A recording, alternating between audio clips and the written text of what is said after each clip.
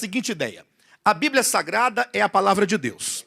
Acredito que você já deve ter ouvido essa frase muitas e muitas vezes, que a Bíblia Sagrada é a palavra de Deus. Aí você pega esse livro, né? Na verdade é um conjunto de 66 livros, de Gênesis ao Apocalipse, 39 livros ditos lá do Antigo Testamento e 27 do Novo. Você fala assim, bem, aqui está a palavra de Deus, aqui é Deus falando com o homem. Eu até me recordo quando eu era criança, nós éramos proibidos de colocar qualquer coisa dentro da Bíblia. Uma nota de dinheiro, de oferta, por exemplo, não podia ser colocado dentro da Bíblia. Ou um bilhete, ou qualquer outra coisa. Minha mãe dizia assim, olha, a Bíblia fechada é apenas um livro, mas ela aberta é a boca de Deus falando conosco.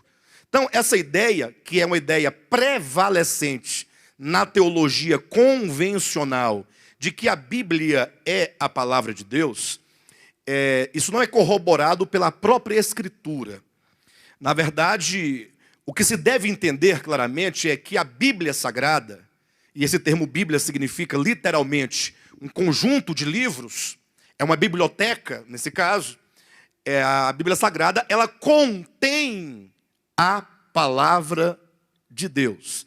E não exatamente é a palavra de Deus. Se nós não partirmos deste pressuposto, nós vamos chegar a um caos e a uma confusão religiosa muito grande. Talvez esse seja um dos principais pontos e um dos principais aspectos porque existe uma confusão generalizada no cristianismo.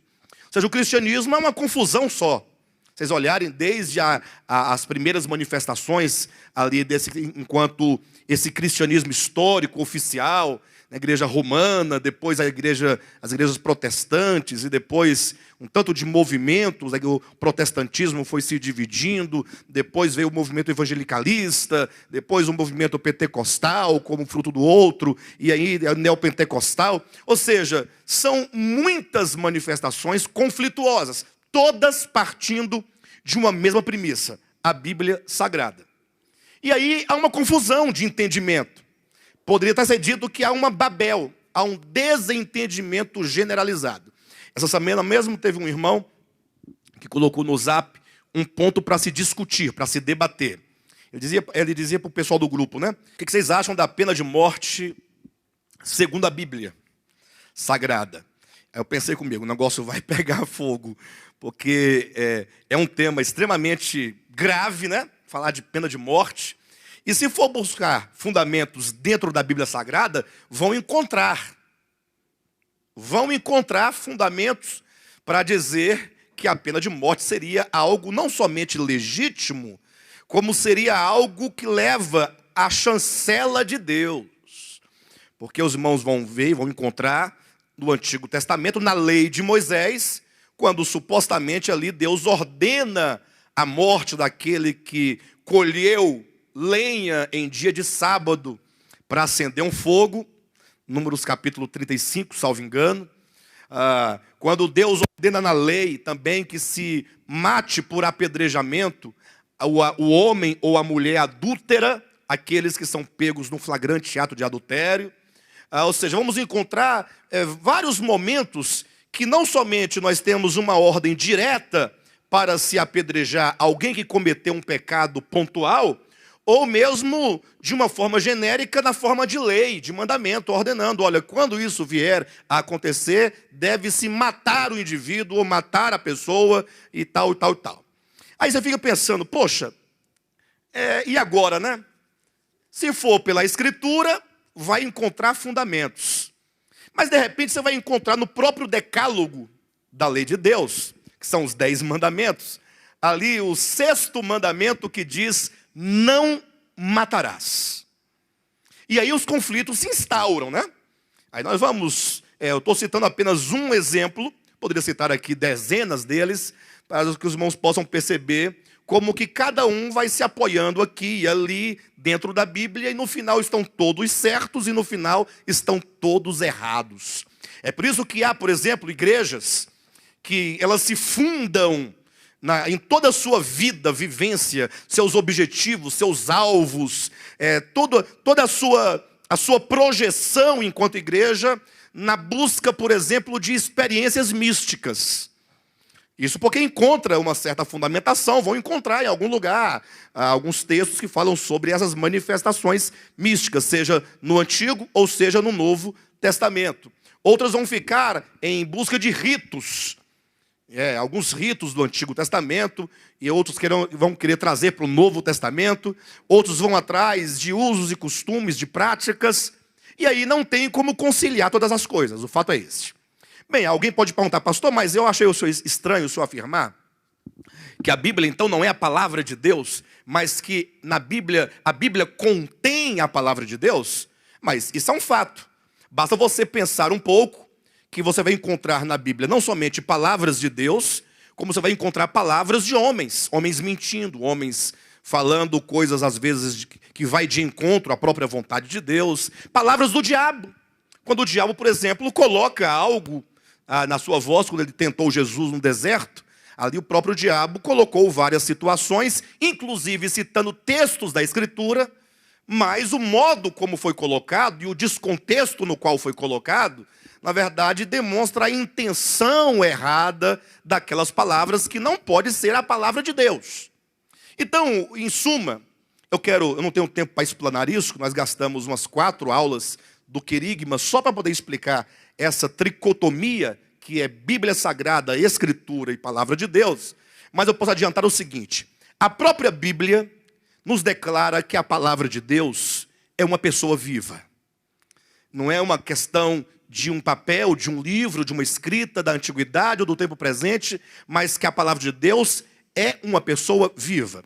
Vejam, João Evangelho, capítulo 1, versículo 1 declara: no princípio era o verbo estava com Deus e o verbo era Deus. Verbo, na sua Bíblia, João capítulo 1, versículo 1, se lê ou se escreve lá no grego logos, que se traduz por palavra, inclusive algumas versões trazem o termo palavra no lugar de verbo e de logos, ou se traduz também por ciência, ou por conhecimento, ou sobretudo por razão.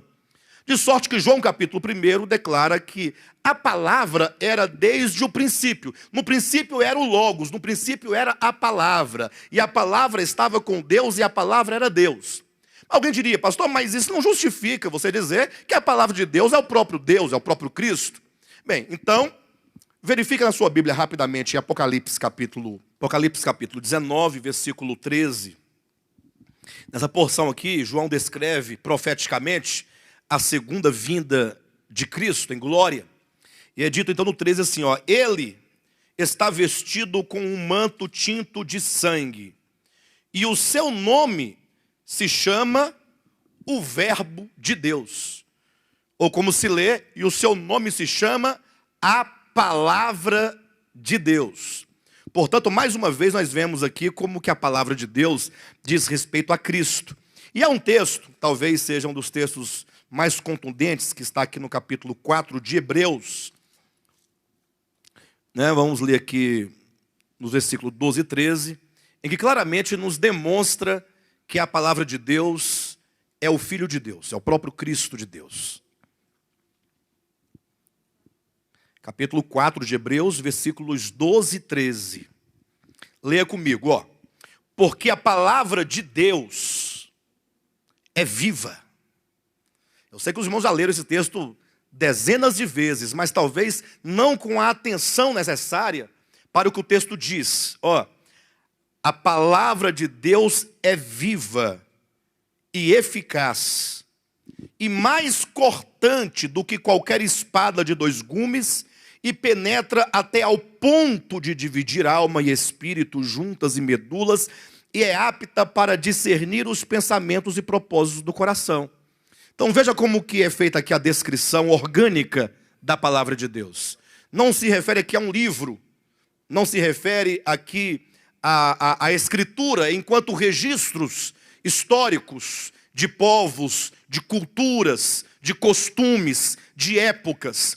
Isso porque quando você lê a Bíblia, você vai encontrar a história de homens. Lógico, toda aquela história, ela foi coligida pelo Espírito Santo na inspiração das Escrituras, para que elas trouxessem na sua essência a revelação da palavra de Deus. Mas o fato é que a Bíblia, a palavra de Deus, ela é orgânica, porque é dito, ela é viva. Não é apenas um livro, não é apenas letras escritas num papel, não é tinta impressa, mas é viva, é eficaz, tem uma eficácia. Ou seja, qual é a garantia que você tem de que se alguém ler a Bíblia, essa palavra da Bíblia vai mudar a vida da pessoa? Tem essa garantia?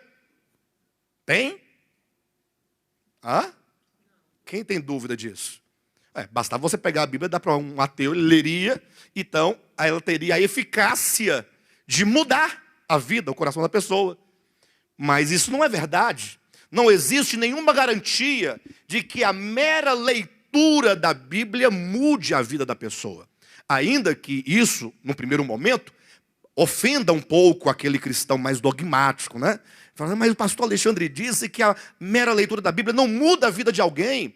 Eu não disse que não muda a vida de ninguém. Eu quero dizer que não há garantia. Porque se a palavra de Deus, que é viva, não for gerada no coração daquele que lê, a Bíblia, enquanto livro, folhas brancas e tinta impressa, não é viva e não é eficaz. Agora, a palavra de Deus é viva e é eficaz, e é dito que ela é mais penetrante. E aí o apóstolo aqui vai usar a metáfora. Ele talvez tenha pensado aqui numa espada de 2 gumes, talvez pensando num objeto cortante, num objeto preciso. Talvez ele tivesse a ideia de um bisturi. Hoje ele usaria não espada, mas bisturi, quem sabe, pela sua precisão cirúrgica. Mas aqui ele colocou uma espada de 2 gumes, bem afiada. Então ele diz que a palavra de Deus é mais cortante do que qualquer espada de 2 gumes. E essa palavra de Deus, além de viva e de eficaz, ele diz, ela penetra. Ela penetra no homem, no indivíduo, na pessoa, até o ponto, ele vai colocar, de dividir juntas e medulas. Ou seja, ele pega a parte do corpo humano em que se requer uma maior eficácia, né? Uma maior sensibilidade, penetra entre juntas e medulas e é apta para discernir os pensamentos e os propósitos do coração. Mas com qual objetivo ele diz tudo isso? Versículo 13. E não há criatura que não seja manifestada na sua presença. Na presença de quem? Da palavra de Deus, que é viva e eficaz e mais penetrante que qualquer espada de 2 gumes, que é apta para discernir os pensamentos e propósitos do coração. E não há criatura que não seja manifesta na presença da palavra de Deus, porque se sua retoma a palavra de Deus. Pelo contrário, todas as coisas estão descobertas e patentes aos olhos daquele a quem temos de prestar contas. E agora, de repente, no final do texto, a palavra de Deus virou aquele a quem temos de prestar contas. Portanto, fica muito claro de que a palavra de Deus, segundo a própria Bíblia, é uma pessoa viva. É o próprio Filho de Deus. É o Cristo de Deus, é o Logo de Deus. Como podemos então entender a distinção básica entre Bíblia Sagrada e Palavra de Deus? É que o Cristo de Deus, enquanto a revelação de Deus, o Cristo de Deus, enquanto a manifestação de Deus ao mundo, ele traduz a verdade acerca de Deus. Por isso que ele é a palavra, porque a palavra é o que define, a palavra é o que explica, a palavra é o que comunica, a palavra é o que transmite. Você já imaginou se uma pessoa silenciosa, uma pessoa que fica sempre introspecta, uma pessoa que não fala, uma pessoa sempre misteriosa. Você nunca sabe o que de fato passa na cabeça da pessoa. Que ela não diz nada, fica calada sempre. Então a palavra, quando a pessoa abre os lábios, ela diz algo, então isso revela o seu interior, revela seu coração, revela a sua mente. Portanto, o Filho de Deus, o Cristo de Deus, o Logos encarnado, ele é a palavra de Deus, porque ele é a expressão de Deus. Ele é a manifestação de Deus. Ele é a explicação de Deus. E isso, essa explicação, essa manifestação, isso está dentro da Bíblia Sagrada. Ou seja, é por meio desta escritura sagrada, que no seu registro soma-se 66 livros, nós vamos encontrar uma revelação de Deus, que é a revelação do seu Filho. E a grande prova do que nós estamos dizendo está aqui em João Evangelho, capítulo 5. Já abordei na primeira mensagem esse tema, esse ponto, mas eu preciso voltar até que ele clarifique o nosso entendimento e que você tenha de fato paz no seu coração quando você ouvir algo tão contundente como isso que estamos dizendo acerca da Bíblia Sagrada e acerca da Palavra de Deus. Ou seja, há essa diferença entre Escritura e Palavra de Deus. Você tem que ter paz. Você tem que não somente compreender, mas você tem que precisar assimilar pela própria instrução da Escritura.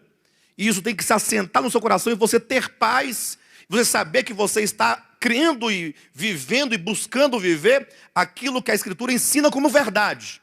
E não ficar suspeitando, falar, rapaz, será que é isso mesmo? Olha aqui, João capítulo 5, versículo 39. Examinai as Escrituras, porque julgais ter nelas a vida eterna, e são elas que testificam de mim, contudo não quereis vir a mim para terdes vida. Sem gastar muito tempo em algo que já foi explicado algumas vezes, aqui nós temos 4 proposições muito esclarecedoras. A primeira é que Jesus faz uma declaração acerca dos judeus. Declaração grave, séria, e que até hoje o mesmo erro que os judeus cometeram, nessa denúncia que Cristo faz no versículo 39, os crentes do século 21 continuam a cometer. Qual que é o grande erro? Examinais, vocês examinam. Ele está afirmando, vocês examinam as Escrituras. Sabe por quê? Porque vocês julgam, vocês consideram, vocês acreditam que nelas, nas Escrituras, tem vida eterna. Essas são as 2 proposições que traduzem os 2 primeiros erros do povo de Israel. Lógico, em razão de que a Bíblia, o texto bíblico, ele respeita a questão das pessoas gramaticais, eu, tu, ele, o que nós geralmente não fazemos. A nossa linguagem cotidiana, do vulgo, ela é uma linguagem coloquial.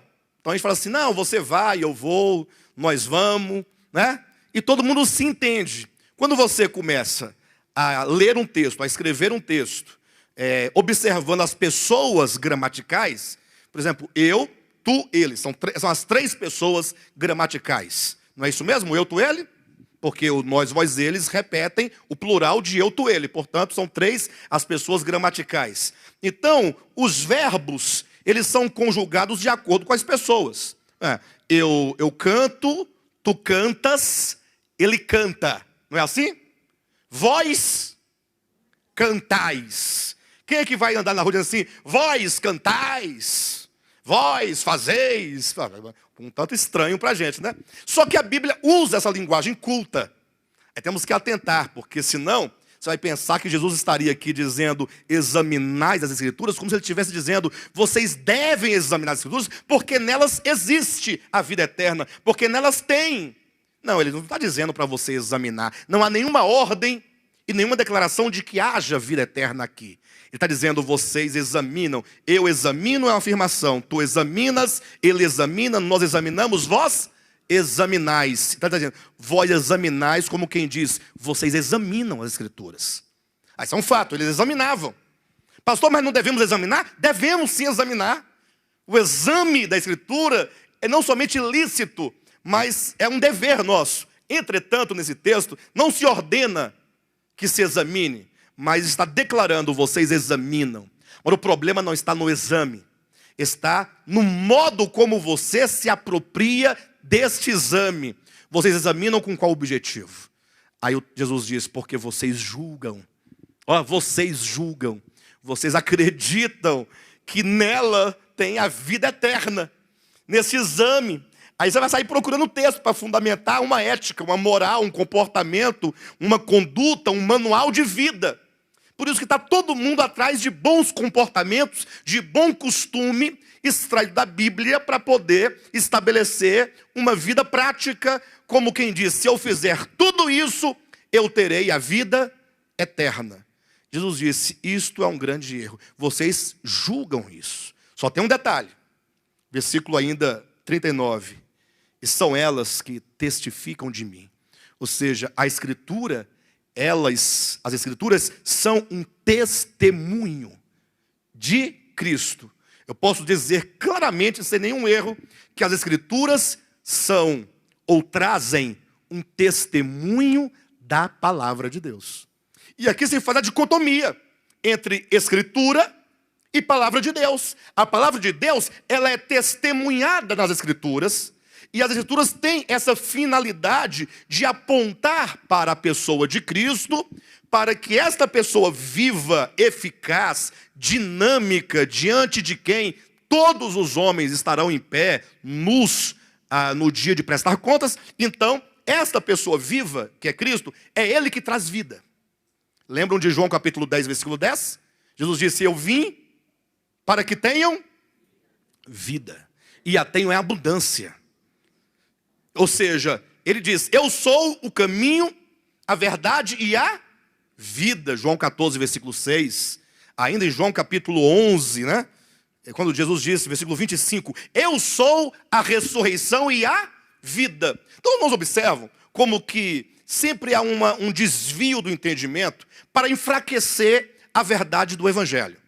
Se pensa que a palavra de Deus é um livro, seja a Bíblia. Se pensa que vida eterna é viver para sempre. Ou quando se pensa em viver para sempre, há os que pensam que vida abundante seria uma vida financeira próspera. E se desvia do foco. A palavra de Deus é Cristo. E a vida é Cristo. A vida é Cristo. Ele é a vida. Eu sou a vida. Eu sou a ressurreição. E a vida, Ele é a vida. Inclusive, 1 João capítulo 5, versículo 20, nos diz claramente que o Filho de Deus é a vida eterna. Então, observa que quando se perde essa verdade, essa compreensão de que a palavra de Deus é Cristo, de que a vida é Cristo, logo nós vamos colocar a nossa fé, nossa esperança em qualquer coisa que não seja Cristo.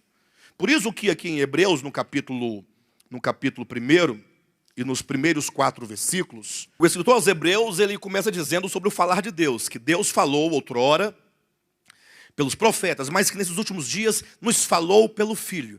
Ou seja, o próprio Filho encarnado foi-nos, para nós, o falar de Deus. E agora vai se colocar claramente aqui uma ordem de autoridade. Ele vai dizer que nesses últimos dias nos falou pelo Filho, aí vem toda uma descrição cósmica dessa palavra, a quem constituiu o herdeiro de todas as coisas, pelo qual também fez o universo, ele que é o resplendor da glória e expressão exata do seu ser, sustentando todas as coisas pela palavra do seu poder, depois de ter feito a purificação dos pecados, assentou-se à direita da majestade nas alturas, tendo se tornado tão superior aos anjos, quanto herdou mais excelente nome do que eles. Vejam que o apóstolo traça desde antes da própria criação, porque vai dizer que ele é quem criou todas as coisas. Não somente ele é o criador, mas ele é o herdeiro de todas as coisas. Vai dizer que ele é a expressão exata do ser de Deus, quando trata-se da sua encarnação. E vai então até após a morte de Cristo, e a sua ressurreição, e a sua ascensão, e a sua glorificação, a sua exaltação, demonstrando o nome superior que ele recebeu acima de todos os nomes. Ou seja, o falar de Deus pelo Filho é o falar final de Deus. Quando diz, havendo Deus falado outrora, de muitas vezes, nos falou nestes últimos dias pelo Filho, nós temos aqui o falar de Deus ao longo do tempo, sendo que o falar de Deus pelo Filho é o selo da verdade. É o selo da verdade. Ou seja, Cristo, tanto na sua encarnação, no seu viver humano, nas suas obras, nas suas palavras, nos seus ensinamentos, nas suas ministrações, Tudo isso é a palavra de Deus. É o que ele é na sua própria natureza, na sua encarnação, no seu viver humano, nos seus milagres, nas parábolas que ele falava, nas pregações acerca do reino, no seu trato para com as pessoas. Esse conjunto de coisas que dizem respeito à pessoa de Cristo é a palavra de Deus, que vem, numa última instância, nos dizer o que é a verdade. E discriminar a Bíblia enquanto o conjunto de escrituras sagradas, da palavra de Deus, que é o próprio Cristo, vivo, dinâmico, que é a expressão exata do Pai, isso ganha um significado tremendo quando nós vamos entender aqui no capítulo 1 de Hebreus, que Jesus é o falar, o Filho de Deus, é o falar final. Toda a Escritura, Gênesis, atenção, Êxodo, Levítico, Números, Deuteronômio, Josué, Juízes, Rute, Samuel, Reis, Crônicas, todos os livros do Antigo Testamento, até Malaquias, e mesmo os do Novo Testamento, toda a Escritura, vétero e neotestamentária, tem a pessoa do Filho como sendo a explicação de todas as coisas.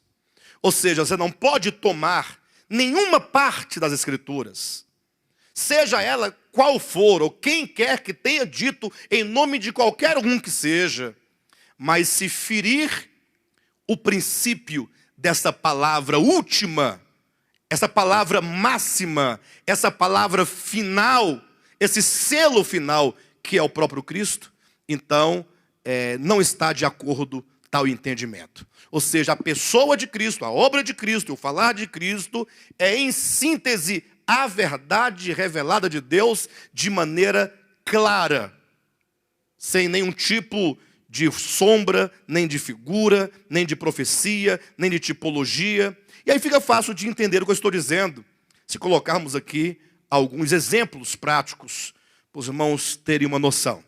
Você vai encontrar, por exemplo, o ensinamento acerca do sábado, do sétimo dia. Os irmãos sabem que esse ensinamento do sábado, ele é muito discutido, mesmo no meio daqueles que não guardam o sábado, há sempre aqueles que ainda pensam que o sábado deve ser um dia a ser guardado. E há uma discussão muito grande em razão da Igreja Adventista do sétimo dia e dos movimentos messiânicos que têm surgido ultimamente aí. Então, por exemplo, o sábado se encontra na Escritura, em Gênesis capítulo 2, depois em Êxodo capítulo 16, depois em Êxodo capítulo 20, depois em Levítico capítulo 23, depois em Deuteronômio capítulo 5, e assim você vai encontrar uma série de referências sobre o sábado, que vai cruzar todas as páginas do Antigo Testamento, e vai entrar para o Novo Testamento, e vai até o último livro da Bíblia, que é o Apocalipse. Ou seja, o sábado, enquanto um dia da semana, enquanto um dia santificado, um dia separado, e que se ordenou que ele fosse guardado, ele se encontra em toda a Escritura. Perfeito ou não? Ninguém tem dúvida disso.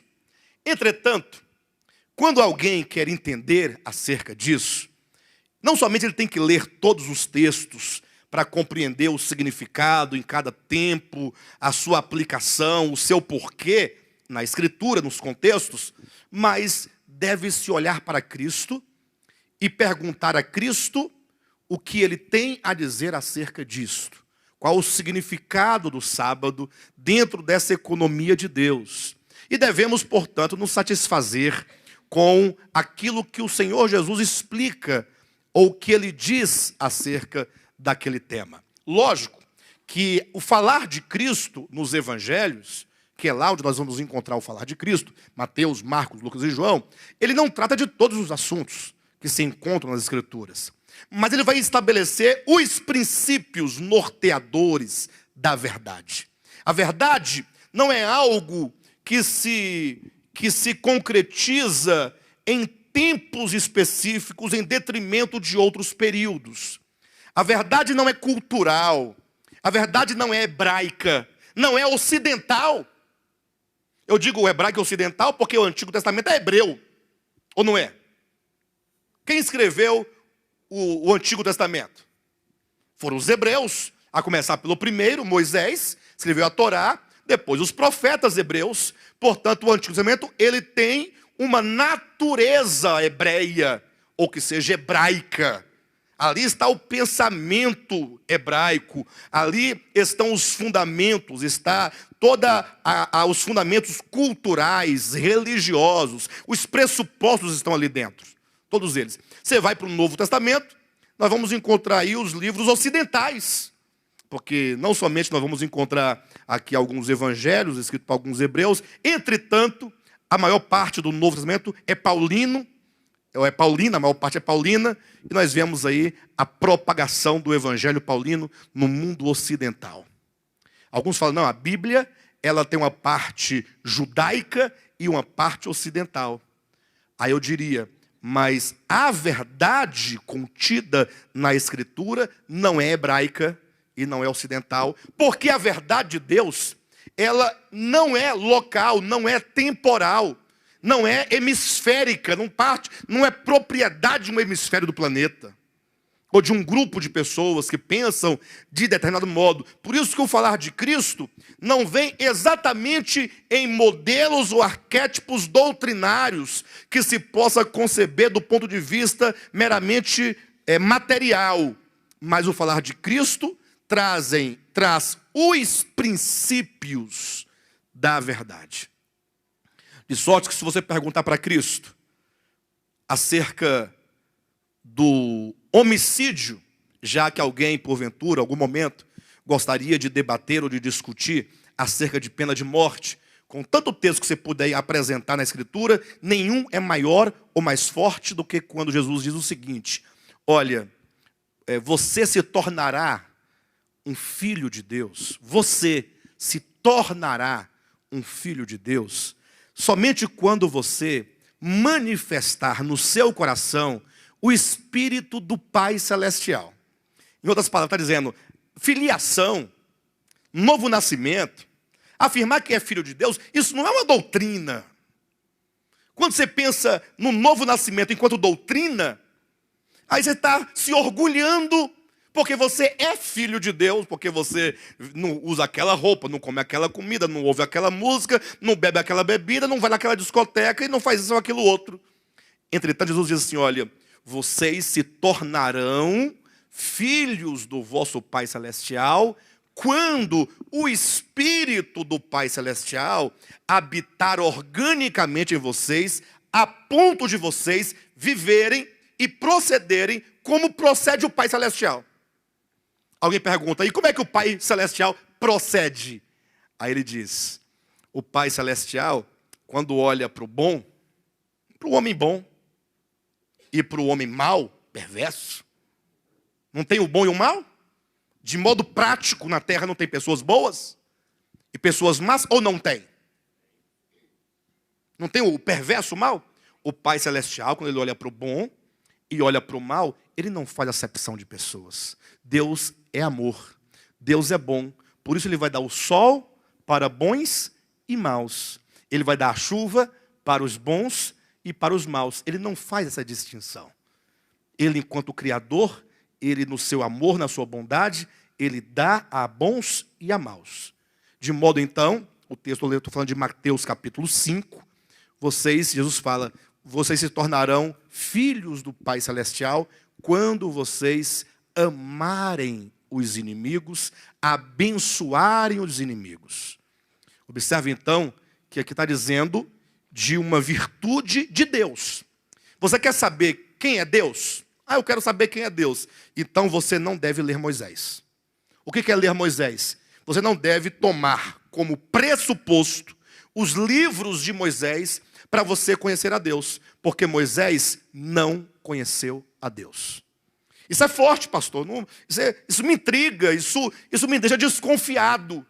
Mas se você pelo menos estiver desconfiado e estiver disposto a prosseguir no seu entendimento da Escritura, você vai chegar a uma conclusão só. Basta que você leia comigo esse texto aqui. Abra sua Bíblia rapidamente aí, em João, capítulo 1. Eu estou repetindo alguns textos já lidos e explicados em mensagens anteriores, porque esse talvez seja o ponto mais dramático de tudo que estamos colocando. Passou por isso aqui, o restante vai ficar simples de ser entendido. Olha aqui, 1, 17 e 18 de João. porque a lei foi dada por intermédio de Moisés. Ponto e vírgula. A graça e a verdade vieram por meio de Jesus Cristo. Ponto final. Ninguém jamais viu a Deus. O Deus unigênito que está no seio do Pai é quem o... Quem foi que revelou a Deus? Foi Moisés. Foi Moisés. Diga, foi Moisés que revelou a Deus. Pastor, mas qual a insistência e qual o objetivo em você insistir que Moisés não conheceu a Deus porque Moisés não viu a Deus? Qual a insistência? Simples. Quando você for ao Antigo Testamento, você vai se deparar com um tanto de textos que ensinam o oposto do que Cristo ensinou. E vocês querem uma prova? Quem fez a dicotomia ensinamentos de Moisés e de Cristo foi o próprio Jesus. Lembram que Jesus falou assim, olha, lembrem vocês o que foi dito aos antigos, não matarás? Lembram disso? Mateus capítulo 5. Eu, porém, vos digo. Aí você tem que ter muita clareza, porque quando coloca-se um porém, um mas, um contudo, um entretanto, está se fazendo aqui exatamente uma dicotomia do que se disse e do que vai dizer. É uma conjunção adversativa. Vocês ouviram o que foi dito aos antigos? Foi dito o que aos antigos? Não matarás? Sim, foi dito. Eu, porém, vos digo que aquele que no seu coração se irar contra o seu irmão, e então progredir para um próximo passo, quando então descarregar sobre o seu irmão as ofensas, e progredir para um terceiro passo, quando você então chegar a desprezar o seu irmão, são os 3 passos, mesmo ele estando ainda vivo, no seu coração, você já o matou.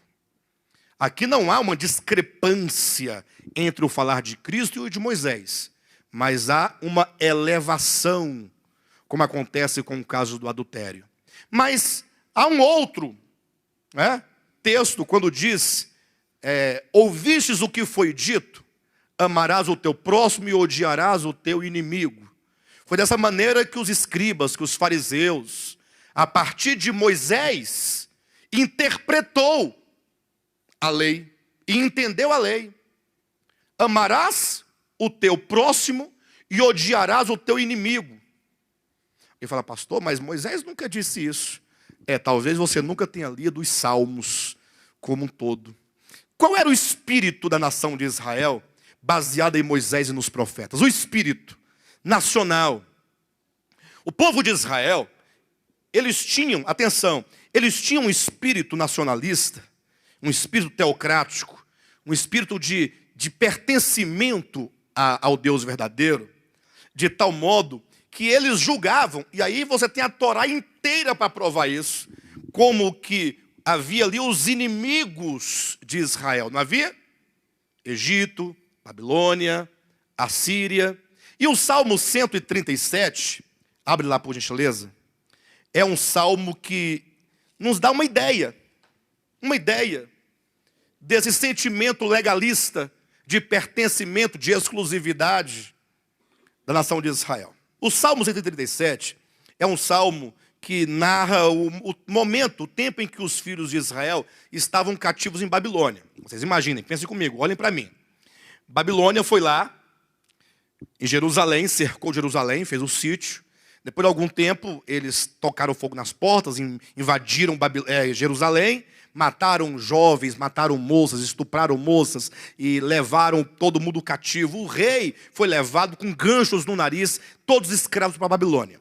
Estando eles em Babilônia, diz o versículo 1, às margens dos rios da Babilônia, nós nos assentávamos e chorávamos. Era a condição dos cativos em Babilônia. Nos assentávamos e chorávamos, lembrando-nos de Sião. Versículo 2. Nos salgueiros que lá havia, pendurávamos as nossas harpas.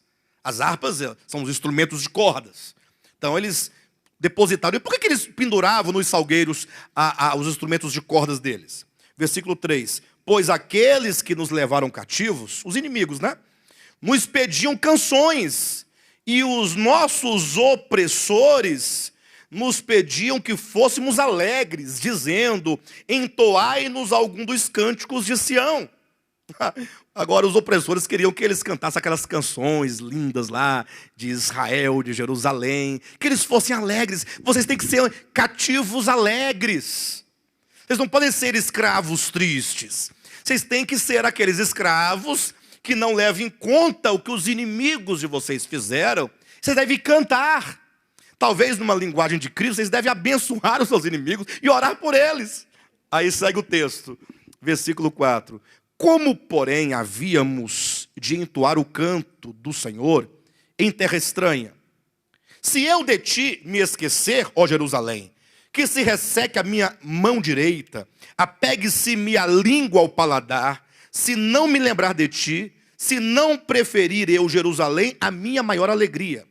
Agora começa a manifestação teológica da lei dos profetas. Contra os filhos de Edom, lembra-te, Senhor, do dia de Jerusalém, pois diziam: arrasai, arrasai até aos fundamentos, filha da Babilônia.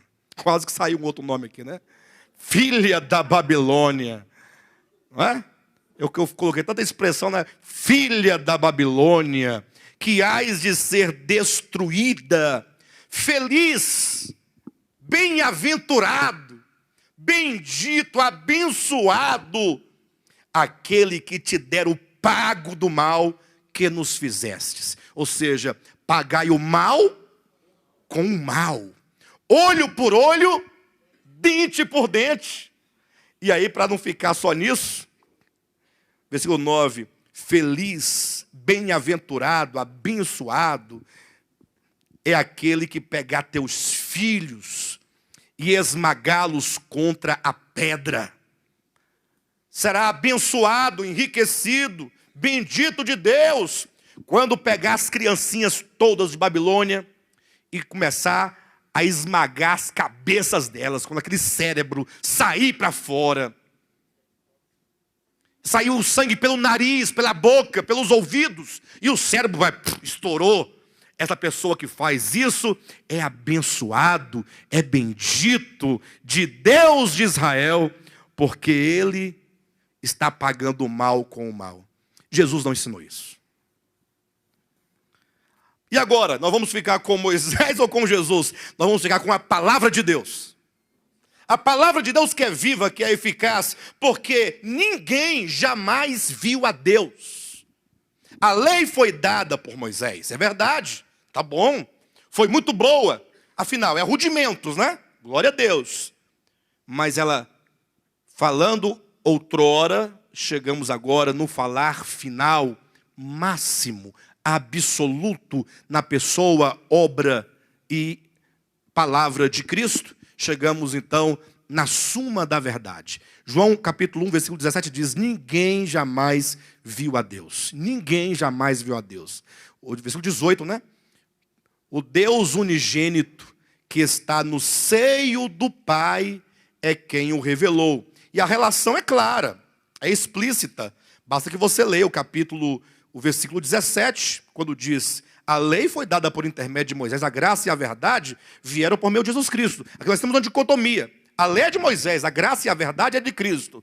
Aí só levando em consideração 18, que ninguém jamais viu a Deus. Ninguém jamais viu a Deus. Moisés não viu a Deus, os profetas não viram a Deus. O que eles disseram foram frutos de suas intuições, de seus arrebatamentos, do conhecimento que eles puderam ter de Deus. Eu digo puderam porque, em razão do tempo, eles não podiam compreender os mistérios de Deus. Deus ainda era um Deus, era um Deus velado, era um Deus não revelado.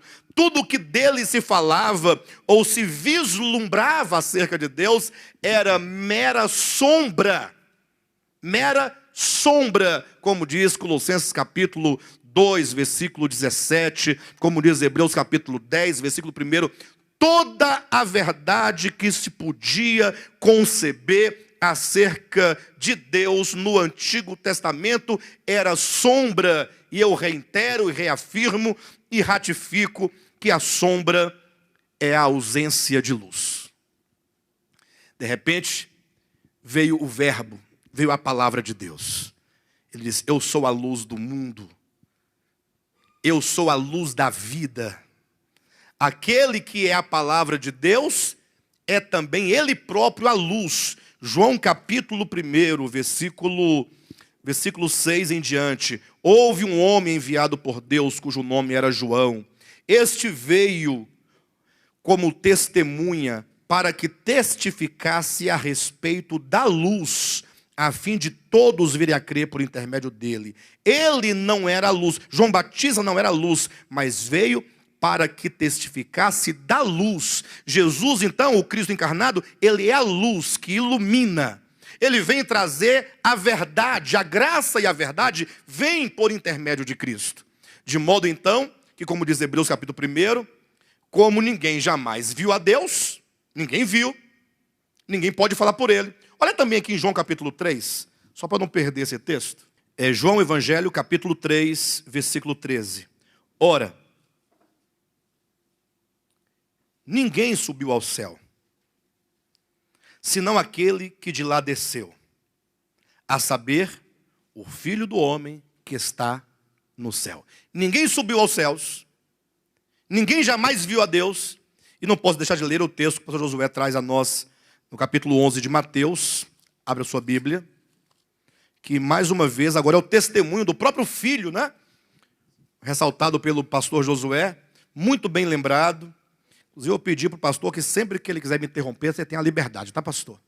Porque são sempre colaborações muito boas. Tudo me foi entregue por meu Pai. Ponto.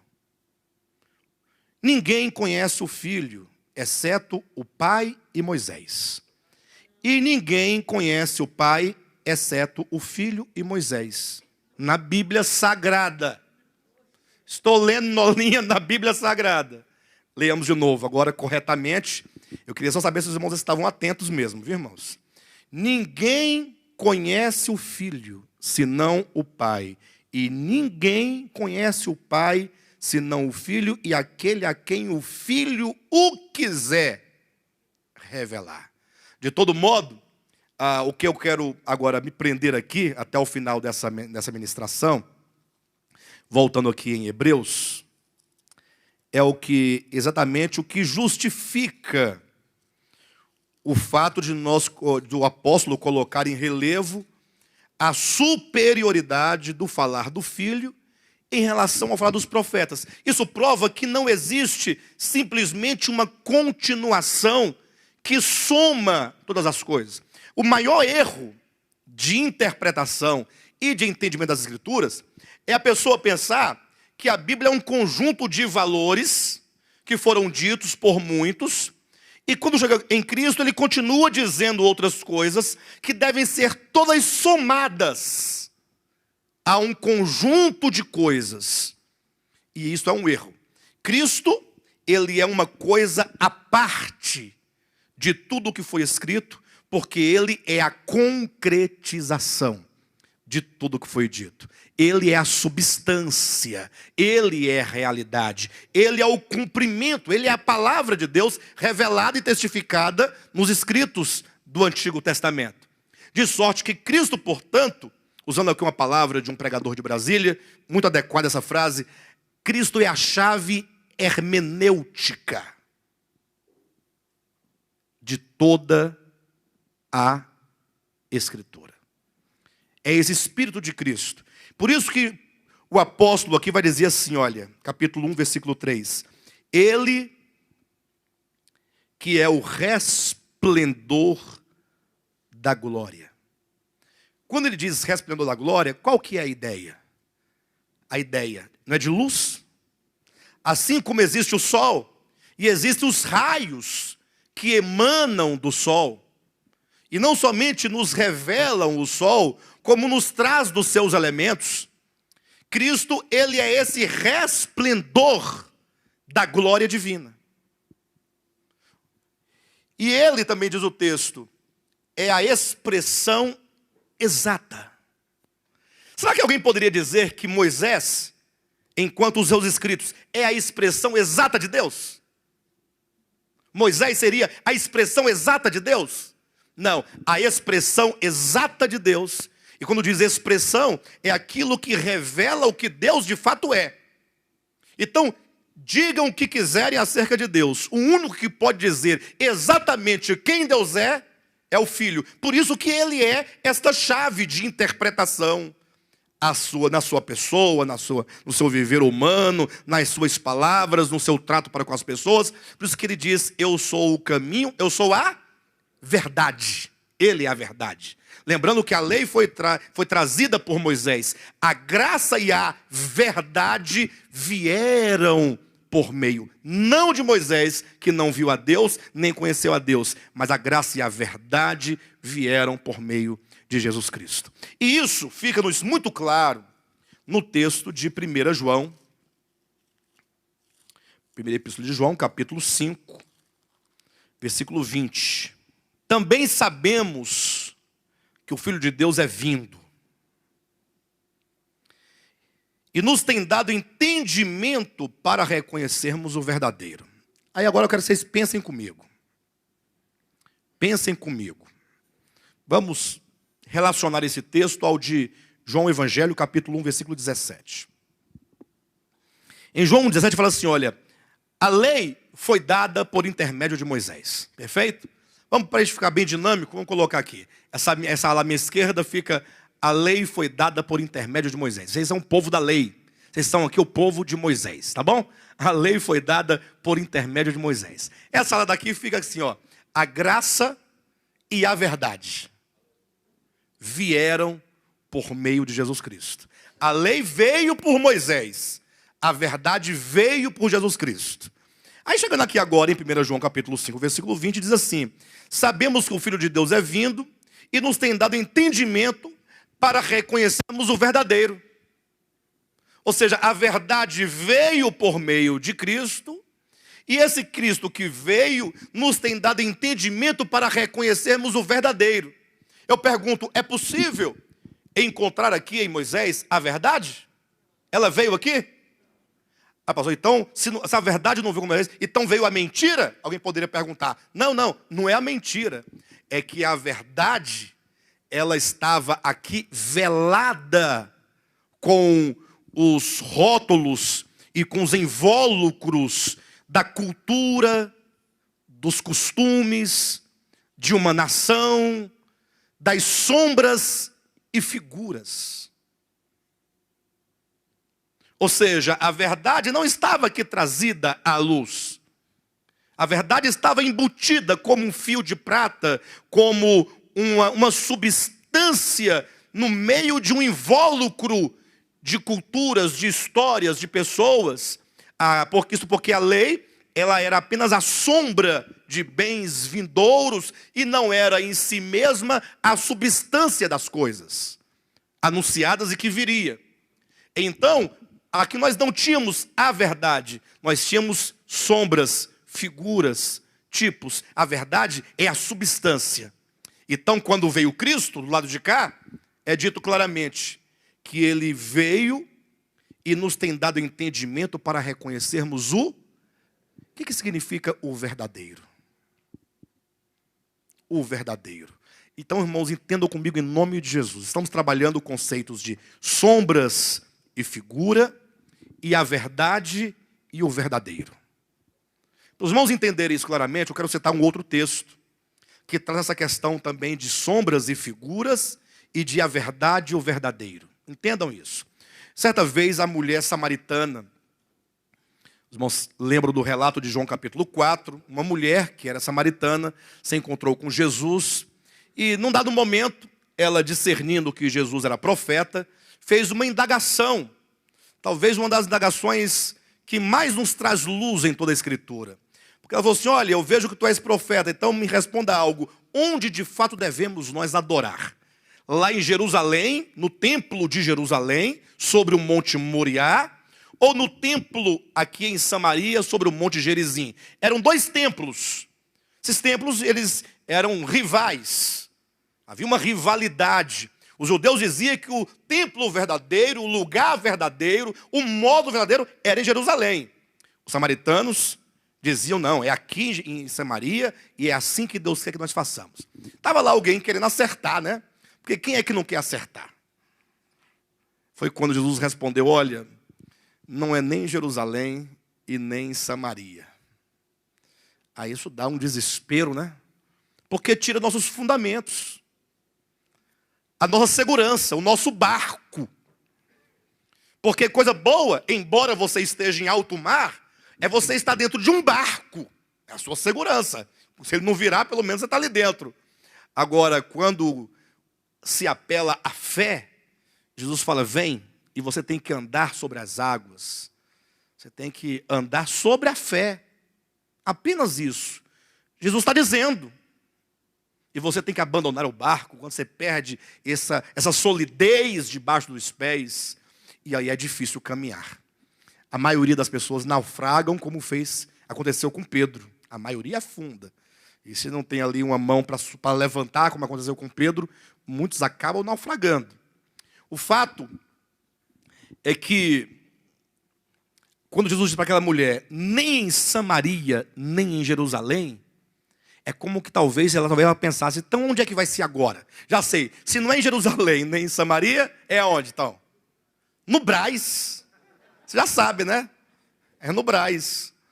No Brás porque construíram um templo de Salomão no Brás.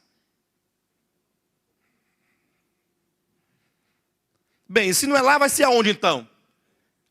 Não é em nenhum lugar físico. Em nenhum lugar geográfico. Ué, mas não? Não.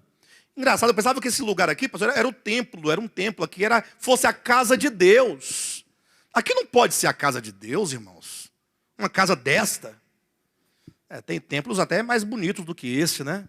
Mas nem os outros bonitos também podem ser a casa de Deus. Uma das grandes verdades bíblicas, inclusive, que o próprio Salomão, que construiu o seu templo, lá no Monte Moriá, ele próprio vislumbrou, quando ao dedicar o templo a Deus, lá no livro dos Reis, ele declarou dizendo, Senhor, te dedico esta casa a ti, que nem o céu dos céus pode contê-lo, porque tu enches todas as coisas. Poderias o Eterno habitar em uma casa feita por mãos de homens? Salomão falou isso. Depois, posteriormente, veio Estevão. Sabe por que Estevão foi apedrejado? Porque simplesmente afirmou categoricamente que aqueles que começaram lá de Abraão, Isaac, Jacó, Moisés, e chegaram a estar com esse templo em Jerusalém, ele afirmou, pois é, esse templo está aqui, mas Deus não habita em santuários feitos por mãos humanas.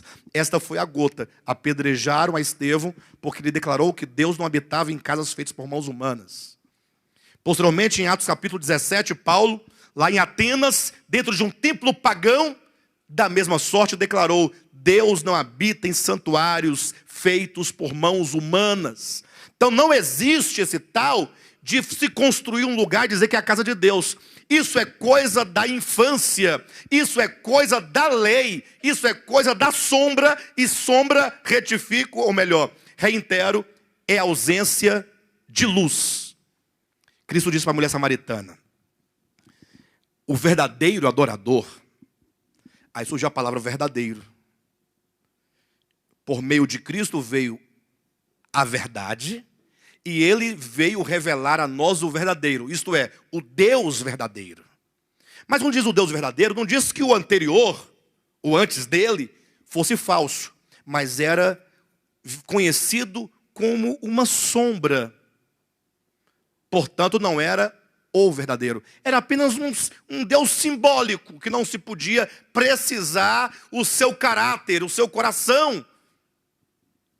E agora o verdadeiro adorador é aquele que não adora também nesses santuários que apenas representavam, com os seus ritos que também representavam. O verdadeiro adorador adora o Pai em espírito e em verdade. Então, quando diz aqui que o Filho de Deus nos tem dado entendimento para conhecermos o verdadeiro, quer dizer que Deus revelado fora de Jesus Cristo, em outras instâncias menores, não é o verdadeiro. Não quer dizer que eram falsos deuses. Não, mas era que era Deus transmitido numa visão embaçada, porque como ninguém havia visto Deus, ninguém conhecia Deus, ninguém subira ao céu, não tinha como falar exatamente como ele era, porque somente o Filho é a expressão exata do ser do Pai. É a expressão exata, é o resplendor da glória. E diz mais, e estamos no verdadeiro, em seu Filho Jesus Cristo. Este é o verdadeiro Deus e a vida eterna. Então não há por que fazer conflito ou confusão. Basta você olhar para Cristo e saber que, havendo Deus falado muitas vezes, o Filho é este falar final, absoluto, a verdade que revela o verdadeiro, porque ele é essa expressão exata. Além disso, o apóstolo vai reunir aqui outras características da superioridade do Filho, nos dizendo que esse Filho, que é essa palavra final, ele é o objeto do amor do Pai. Quando diz o objeto do amor do Pai, eu quero dizer com isso que todas as coisas que existem, que vieram a existir, toda a história, todos os seres, todas as criaturas, todos os mundos, poderia usar os termos de Paulo em Colossenses capítulo 1, a partir do 16, os mundos invisíveis, o mundo visível, quer anjos, principados, potestades, todas as criaturas nos céus, na terra, debaixo da terra, os de ontem, os de hoje, os do porvir, não importa, tudo foi criado visando a glória do Filho de Deus. Hebreus capítulo 1 fala assim, olha, versículo 2, nestes últimos dias nos falou pelo Filho, a quem constituiu, Deus constituiu herdeiro de todas as coisas. Todas, tudo que existe, tudo que é criado, tudo que veio à existência, ele é o herdeiro. Não é sem razão que o desvendamento da verdade acerca da vontade do Pai está em Efésios capítulo 1, versículos 9 e 10. Paulo é muito claro quando ele diz o seguinte, que havia um mistério oculto dos séculos das gerações, que só foi revelado agora. E ele diz, a vontade de Deus, que foi revelada. E aí é onde entra o detalhe, porque quantos cristãos efetivamente desejam conhecer a vontade de Deus? Nós queremos, na verdade, orar para falar a Deus quais são as nossas vontades. Vontade disso, vontade daquilo outro, de ganhar isso, conquistar aquilo outro. Mas quantos querem efetivamente conhecer a vontade? Qual é a vontade de Deus? Efésios capítulo 1, versículo 9 diz claramente, de fazer. Deus tem uma vontade no coração, de fazer com que todas as coisas, nos céus, na terra, debaixo da terra, convirjam para o seu Filho. O Filho sendo o centro de todas as coisas, a universalidade de todas as coisas, a circunferência de todas as coisas. Ou seja, o Filho, dentro da economia divina, ocupa o lugar precípuo, o lugar principal. Ele é o eleito do Pai. O Pai elegeu. O Pai definiu. Portanto, esse a quem o Pai elegeu, não somente foi eleito para ser o herdeiro, mas também diz no versículo 2 que ele não somente foi constituído, né, mas diz também que ele é o agente de toda a criação, por meio do qual Deus, por meio do Filho, também fez o universo. Então ele é o autor, ele é a fonte, ele é o princípio de tudo criado, e ele é o herdeiro, por isso que ele é o alfa e o ômega. Ele é o começo de tudo, e ele é o fim de tudo. Tudo começa nele, tudo termina nele. Olha a superioridade de Cristo sobre qualquer outra coisa. Versículo 3. Ele que é a expressão da glória, ou melhor, o resplendor da glória, a expressão exata do seu ser, sustentando todas as coisas pela palavra do seu poder, sustentando, ainda que esse verbo esteja deste modo, mas é claro aqui que não somente ele é o criador e o herdeiro, mas ele é o meio, porque é ele quem a tudo sustenta. Ele cria, ele sustenta e ele é o herdeiro. Ele é o começo, ele é o meio e ele é o fim. É o que Paulo diz em Romanos capítulo 11, né? Porque todas as coisas foram feitas por meio dele, nele e para ele. Ele, portanto, é a razão de tudo. Agora, cuidado, porque quando diz acerca do Cristo de Deus, eu não estou falando acerca de Jesus Cristo, eu estou preferindo o termo o Cristo de Deus, para diferenciá-lo do Jesus cristão. Pastor, não estou entendendo nada. Para mim é tudo uma coisa só. É porque o Jesus cristão lança as pessoas no lago de fogo. Num lago de fogo que vai arder eternamente. Sabe por quê? Porque essa pessoa tomou um copo de cerveja.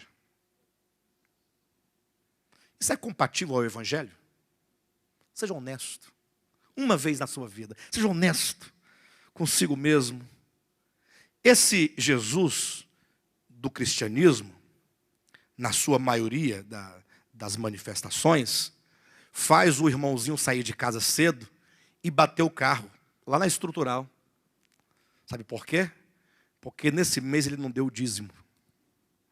Porque teve alguma circunstância que o impediu.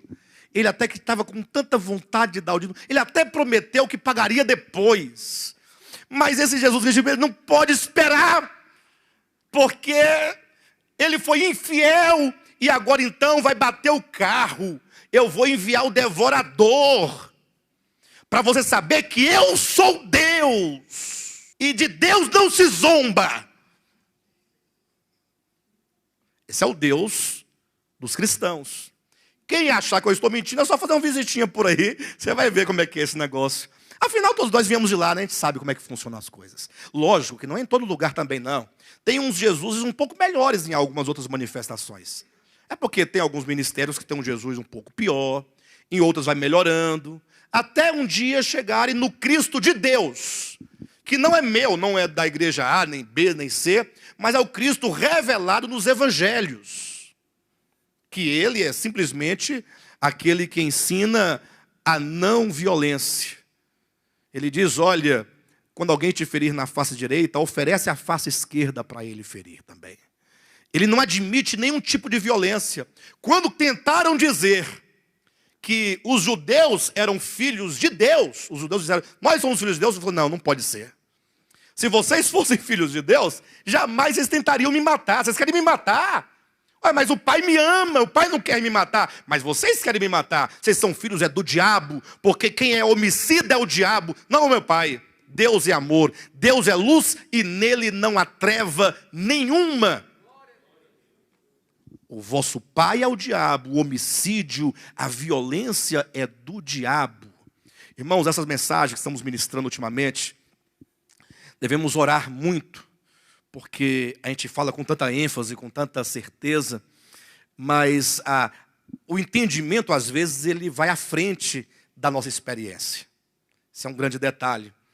E eu tenho visto isso na minha experiência. Eu tive uma experiência mesmo agora, nesse final de semana, que me entristeceu profundamente. Eu não vou contar para os irmãos, porque não tem nenhuma necessidade, mas depois de um certo procedimento, eu fui para casa e fiquei pensando assim, sabe? Fiquei triste, fiquei machucado, fiquei magoado comigo mesmo, pensando, meu Deus, como é que pode eu pregando isso e de repente, numa dada circunstância, eu me comporto totalmente o contrário daquilo que estou dizendo. Aí o Espírito Santo falou, não, mas isso aí é para você perceber o tanto que nós, os homens, no caso, nós os cristãos, precisamos unir a palavra à oração. A palavra à oração. Senhor, a palavra é a tua palavra. Agora, nós precisamos provar isso. Aqui, ó. O Espírito Santo vai trabalhar isso em nós. Não tenha receio se você errar. Você vai errar. Agora, quando nós errarmos, o Espírito ilumina. E ele gera uma tristeza segundo Deus, que gera arrependimento. É então quando nós refletimos e nós não podemos concordar com aquilo do modo como nós procedemos. Quando você já não concorda, embora tenha errado, mas não concorda, já há mudanças. Porque outra ocasião você ia procurar justificativas para justificar que foi daquele jeito porque não tinha de como ser de outro modo, em razão disso e daquilo. E um bom advogado ia apresentar aí pelo menos umas 10 razões porque deveria ser do modo como foi. É? Bem, só para a gente poder fechar esse ponto, então nós vemos aqui como que o Filho de Deus, ele é o começo, porque ele é a origem. Ele é o meio, porque é o sustentador. Ele é o fim, porque ele é o herdeiro de todas as coisas.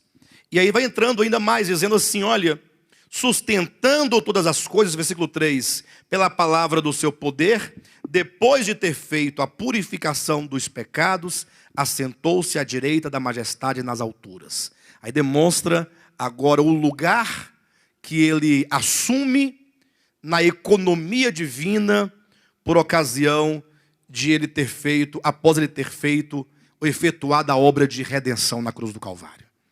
Na semana que vem nós vamos então, a partir deste ponto, demonstrar esta superioridade de Cristo em relação aos anjos, em relação a Moisés, em relação a Arão. E assim, a Escritura, em todo o livro de Hebreus, vai enumerando a superioridade de Cristo em relação a tantos personagens bíblicos, a superioridade da obra de Cristo em relação à obra de todo o sistema levítico do Antigo Testamento, a superioridade do serviço sumo sacerdotal de Cristo em relação aos sumos sacerdotes do Antigo Testamento, a aliança que Cristo estabelece superior à antiga aliança, ou seja, tudo o que se refere a Cristo, que se refere, em verdade, à pessoa, obra e ministério de Cristo, que é a palavra de Deus.